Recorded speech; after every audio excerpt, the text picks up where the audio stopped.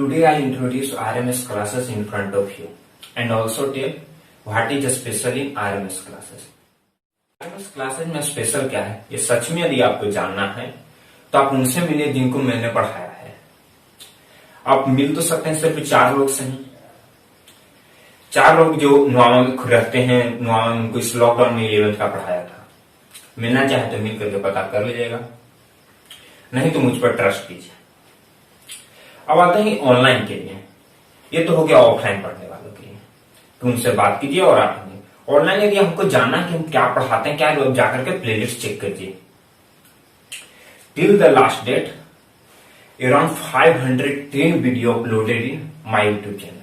500 से category wise में बांटना चाहें तो आप इसे 2 भाग में बांट सकते हैं। एक हो जाता है जो मैं अपलोड करना चाहता हूं, जो मुझे लगता है कि अपलोड करना चाहिए, और एक हो जाता है जो आप लोग जो पढ़ने वाले बच्चे हैं वो पूछते हैं कि हाँ हमें इस क्वेश्चन का आंसर चाहिए या यहाँ पर इस क्वेश्चन का आंसर चाहिए। तो प्रश्न पूछने का 2 माध्यम है ऑनलाइन के। एक तो आप कमेंट बॉक्स में डाल दीजिए, जैसे कि इन सब सारे लोगों ने कमेंट बॉक्स में डाला है। आप लोग देख सकते हैं कि कितने सारे क्वेश्चन ये लगभग आते रहते हैं। और एक हो गया व्हाट्सएप माध्यम ज्यादा बेटर है। व्हाट्सएप पर भी लगभग 100 रेस्टोरेंट है, मैंने काउंट नहीं किया मगर लगभग 100 रेस्टोरेंट है, जिसमें कुछ सीबीएसई के हैं और ज्यादा अब बिहार बोर्ड के ज्यादा बढ़ने लगे हैं। अब तो सीबीएसई लगभग धीरे धीरे खत्म ही हो रहे हैं। हाँ, यदि आप ऑनलाइन में क्वेश्चन पूछें, जैसे कि पूछते हैं कि ग्रेफाइट विद्युत का शौचालय क्यों होता है या हीरा विद्युत का शौचालय क्यों होता है, तो यदि ऑनलाइन है तो उसका हो सकता है जब आपको पहले से वीडियो अपलोड है तो आपको तुरंत वीडियो मिल जाएगा। यदि उसका वीडियो पहले से अपलोडेड नहीं है तो उसमें टाइम लगेगा, हो सकता है 12 घंटा लग जाए, हो सकता है 18 घंटा लग जाए, क्योंकि वो टाइमिंग पर डिपेंड करता है कि आप किस समय बोले हैं। यदि इस समय यदि आप मैसेज कीजिएगा, इस समय तो मैसेज नहीं पढ़ रहे हैं, उसके बाद फिर अगले दिन फिर इसी टाइम शूट होगा, तो हो सकता है कि आपको 24 घंटा लगभग भी लग जाए। इसलिए वो टाइमिंग पर डिपेंड करता है कि आप किस टाइम में किए। तो ज्यादा से ज्यादा 24 घंटे से ज्यादा नहीं लगेगा। यदि वो आपको कोई हार्ड क्वेश्चन रहा तो उसका मैंने वीडियो बनाना है। यदि ऑनलाइन है तो आपको तुरंत जवाब मिल जाएगा। रही बात मेरे अपलोड करने की, तो मैं वही वीडियो अपलोड करता हूं जो आप लोग ऑफलाइन अच्छे से समझ नहीं पाते हैं या पढ़ा नहीं पाते हैं, यानी पढ़ नहीं पाते हैं। मैं जहां तक बिहार बोर्ड के बच्चों को जानता हूं, मैंने बिहार बोर्ड में खुद पढ़ा है, तो मुझे खुद एक्सपीरियंस है क्या क्या कमजोरी थी उस समय पढ़ने में। और अभी के लिए मैंने 20 स्कूल का दौरा किया है, लगभग 20 स्कूल। जैसे कि आप लोग इन सबको देख रहे हैं, कोई मुरलीधर से है, कोई तिनेरी से है, कोई खुसरूपुर से है, कोई बाढ़ से है, कोई बख्तियारपुर से, बहुत सारे जगहों से ये सारे लोग जुड़े हुए हैं। तो इन सबको पढ़ाने के बाद, इन सबसे मिलने के बाद, इन सबसे बात करने के बाद मैंने निकाला कि सबका ज्योमेट्री सबका वीक है।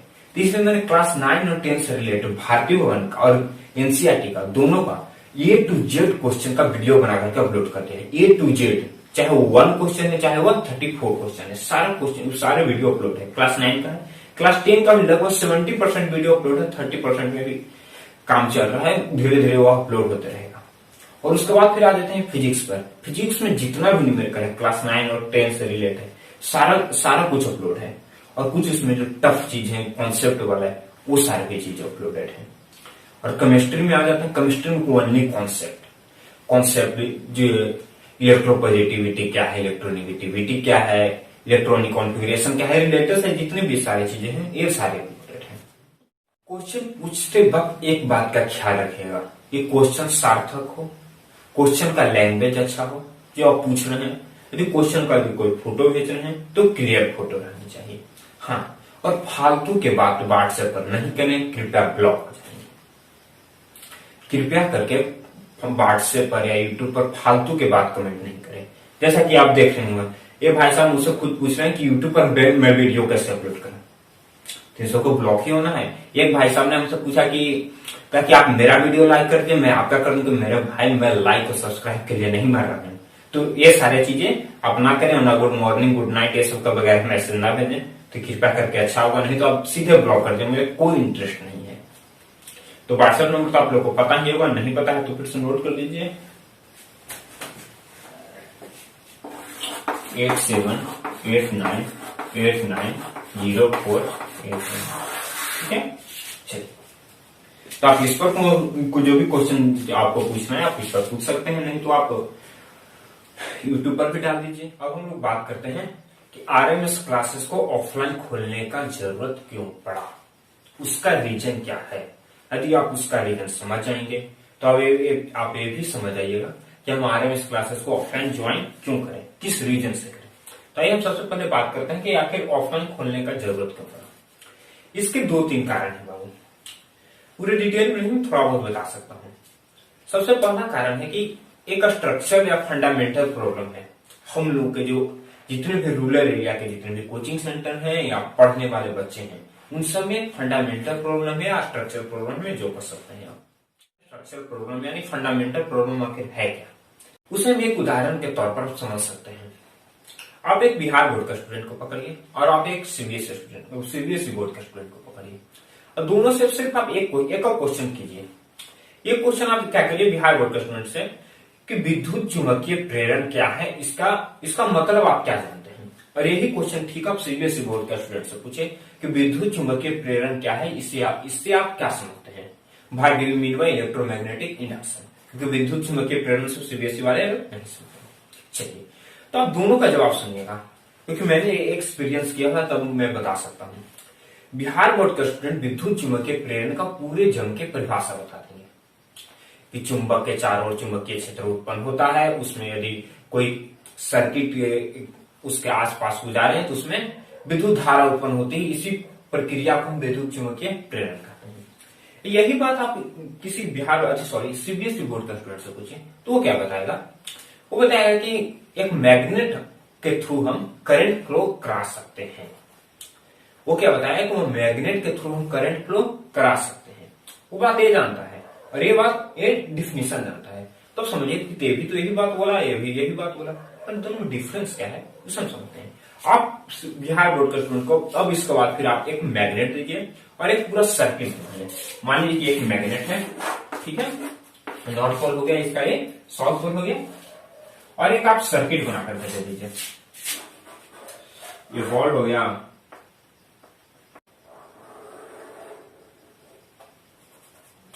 समझिए कि ये आप उसे एक सर्किट दे दीजिए जिसमें क्या हो, बल्ब लगा हो, ठीक है, और वह तार जो है, तार का एक कुंडली बना हो, या समझिए कि सिर्फ तार भी है, ठीक है, और आप उसको एक मैग्नेट दे दीजिए, ठीक है। अब बिहार बोर्ड का स्टूडेंट से आप पूछिए कि क्या इस मैग्नेट के थ्रू बल्ब जला सकते हैं या नहीं, सिर्फ यही क्वेश्चन पूछेगा। तो इस चुंबक के थ्रू यानी मैग्नेट के थ्रू इस बल्ब को हम जला सकते हैं या नहीं। बिहार बोर्ड के स्टूडेंट हम अराउंड 95 to 96% स्टूडेंट क्या बताएंगे कि हम इसे जला नहीं सकते हैं। पर इसे ठीक क्वेश्चन आप सीबीएसई बोर्ड का स्टूडेंट से कीजिए। सीबीएसई बोर्ड के स्टूडेंट में ठीक इसको उल्टा होगा, इसमें 90% स्टूडेंट बता सकते हैं कि मैग्नेट के थ्रू हम बल्ब को जला सकते हैं। मगर विद्युत चुंबकीय प्रेरण का डिफिनेशन बिहार बोर्ड के स्टूडेंट ने दिया है, एकदम करेक्ट दिया होगा, मगर वह ये चीज नहीं बता सकता। तब आप लोगों को लग रहा हो कि आखिर ये चीज जानने और डिफिनेशन जानने में आखिर डिफरेंस क्या है।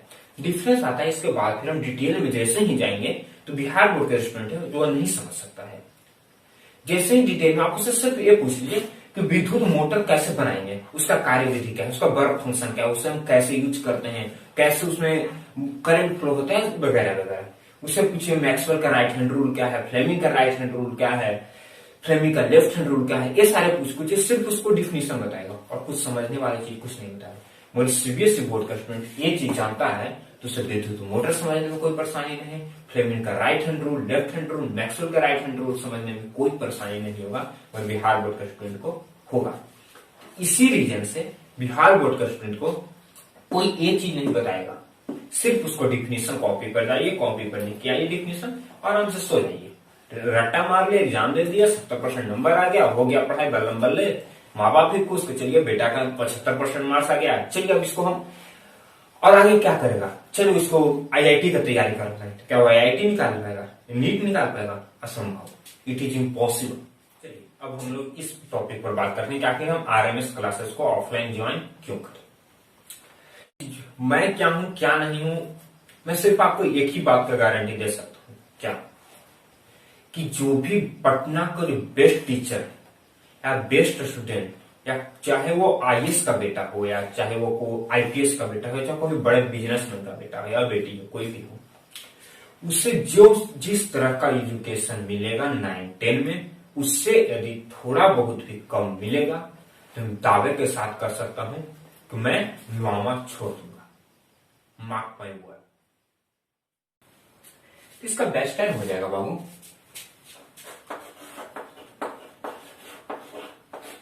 एक क्लास 10 का है, ठीक है, 5:32 7:30 MWF में, ठीक है, और 7:32 9:30 TTS में, ठीक है। तो अब समझ में कि MWF में TTS का है, तो उसका ही बता दूं। जनरली क्या होता है बाबू कि हम लोग अभी पढ़ाते हैं तो अभी 1 घंटा का क्लास है, तो 10 मिनट जाने में, 10 मिनट आने में और 10 मिनट कल जो पढ़ाई हो उसका रिवीजन करने में, तो आपको मुश्किल से 30 से 35 मिनट का टाइम ही मिल पाता है नया पढ़ाने के लिए, ठीक है। तो इसके लिए मैंने कहा क्या कि 2 घंटे का क्लास चलेगा अल्टरनेट करके, ठीक है। तो आप यदि MWF में ज्वाइन करना चाहते हैं, यानी मंडे, वेडनेसडे एंड फ्राइडे, तो यदि आप MWF में ज्वाइन करना चाहते हैं तो आपका टाइम हो जाएगा 5:30 to 7:30, ठीक है। या टाइम से चले 5:30 से 7:30 के बीच आप ज्वाइन करना चाहेंगे तो आप कर सकते हैं, MWF क्लास चलेगा। और 7:30 to 9:30 PM भाई वो किस में चलेगा, TTS में, ट्यूजडे, थर्सडे एंड सैटरडे, ठीक है। तो 2 घंटे का क्लास, इसमें आपको पढ़ाया क्या क्या रहेगा वो समझ लीजिए। आपको मैथ, साइंस, ठीक है, मैथ और साइंस स्टार्टिंग के मंथ में मैथ और साइंस चलेंगे, ठीक है सिर्फ। और जो भी लास्ट के 3 मंथ बच जाएंगे एग्जाम के प्रिपरेशन में, उस समय आपको संस्कृत, सोशल साइंस, हिंदी सारे बताए जाएंगे, ठीक है। कि क्लास 9 का बेस्ट टाइम कैसे होगा, क्या होगा, तो क्लास 9 के लिए आ जाइए देखिए। तो क्लास 9 के लिए चलेगा बाबू 5:32 7:30, ये किसमें रहेगा, TTS में, और 7:30 to 9:30 MWF में, ठीक है। इस बात को नोट कर लीजिएगा कि 5:30 से 7:30 तक क्या रहेगा, TTS में, मतलब क्या, Tuesday, Thursday and Saturday class 9 के लिए, और 7:30 to 9:30 पर मंडे, वेडनेसडे, फ्राइडे, ठीक है। उसमें भी सेम चीज, मैथ और साइंस, और उसमें एक इंग्लिश पढ़ाएंगे, ठीक है। मगर इंग्लिश का बैच अलग होगा, ठीक है। तो इंग्लिश का बैच का अभी पूरी तरह से डिसाइड तो नहीं हो पाएगी, मगर इंग्लिश का बैच रहेगा 5 to 6, ठीक है, जिसमें सारे स्टूडेंट का वेलकम है, 8 का भी आ जाए, 9 का भी आ जाए, 10 का आ जाए, सब कुछ, ठीक है। तो इंग्लिश का हम एक अलग चर्चा करेंगे, इंग्लिश कैसे